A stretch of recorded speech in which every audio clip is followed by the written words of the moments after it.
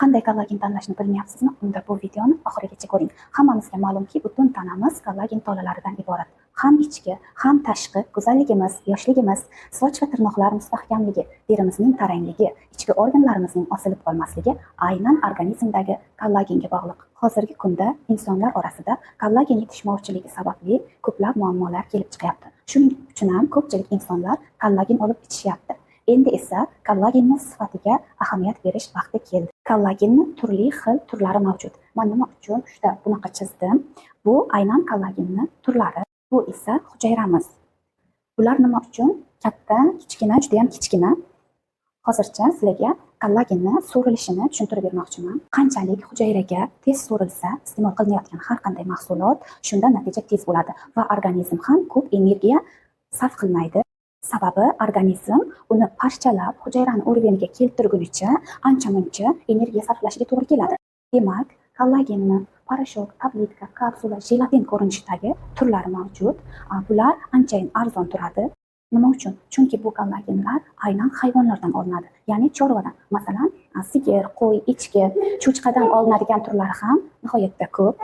Bularning organizmga so'rilishi juda ham qiyin bo'ladi. Negaki, mana ko'rib turibsizlar, buni molekulyar massasi nihoyatda katta. Organizm buni parchalab, hujayrani o'rganiga keltirgunicha juda ham ko'p jarayon talab qilinadi va organizm ancha-muncha charchaydi. Shuning uchun ham bu turdagi kollagenlarning sifati u darajada bo'lmaydi. Endi peptid kollagenlar, bunaqa kollagenlar gidrolizlangan, ya'ni suyuq holatda mana bunaqa idishda bo'ladi. Bu kollagenning kunlik dozasi 10,000 dozani tashkil qiladi. Va bu kollagen mana bu kollagenlarga qaraganda ozgina narxi balandroq bo'ladi. Ko'rib turganingizdek, peptid kollagenlarni molekulasi anchayin kichik bo'ladi va organizm buni hujayrani shakliga keltirgunicha unchalik ham qiynalmaydi. Bu peptid kollagenlar aynan baliqlardan olingan. Ko'lda suzib yuruvchi baliqlar emas, aynan okean va dengizlarda erkin suzib yuruvchi yovvoyi baliqlardan olingan. Buni narxi bularga qaraganda sal yuqoriroq bo'ladi va sifati ham shunga yarasha. Endi qarang, tripeptid degan kollagenni chiqarishdi. Bu kollagen eng so'nggi, ya'ni trend deyiladi-ku, mana shunaqa trenddagi kollagen. Buni ta'siri o'sha 10 kunda seziladi. Agar siz sog'lom turmush tarziga amal qilib yurgan bo'lsangiz, o'shanaqa sog'lom turmush tarziga amal qilib yurgan insonlarda 5 kunning o'zidayoq natija sezilyapti. Yuzlari shunaqangi yaltirab ketyapti. Agar inson ichkaridan tugab bo'lgan bo'lsa, bu insonlarga birdaniga kollagen ichilmaydi.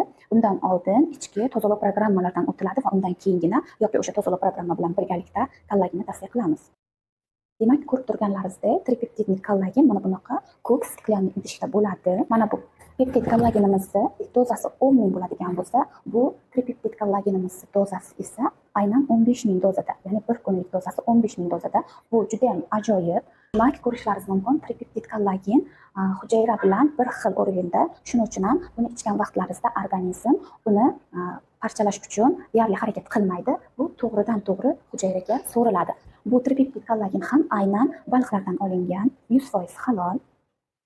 Demak, azizlar, kollagen tanlashda juda ham ehtiyot bo'ling. Birinchidan, luqmamizni harom qilib qo'ymaylik. Ikkinchidan esa mana baliq kollagenlari, bular 100% halol. Bundan tashqari ta'siri ham juda ham tez bo'ladi, sifati ham shunga yarasha. Yana ham to'liq ma'lumot kerak bo'lsa aloqaga chiqing. Bepul konsultatsiya uchun esa direktga yozing.